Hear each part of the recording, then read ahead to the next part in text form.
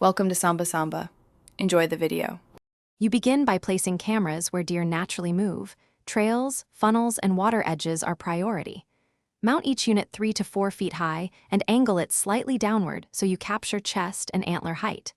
Once set, configure a 0.5 to 1 second trigger and a recovery delay that balances battery life with detection.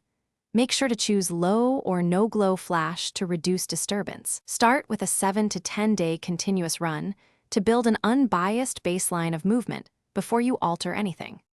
You now analyze the images for time patterns. Note peak hours, herd composition, and travel direction. Once done, cross-check activity against moon phase and human disturbance. Deer often change patterns with pressure. Make methodical shifts. Move the camera 5 to 15 yards toward the flow of movement to tighten the detection zone, not randomly.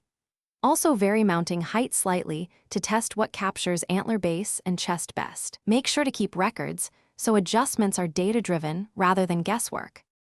You finalize the pattern by running your best camera for 2 to 3 weeks to confirm consistent peak movement and specific travel lanes. Once confirmed, plan your stand or blind placement 60 to 120 yards away, always considering prevailing wind and escape routes. If images dry up, troubleshoot. Check batteries, lens cleanliness, false triggers from vegetation, and scent contamination from handling. If problems persist, move the camera back to a previous successful position and repeat the short validation period. Thanks for watching. Consider subscribing if we helped you.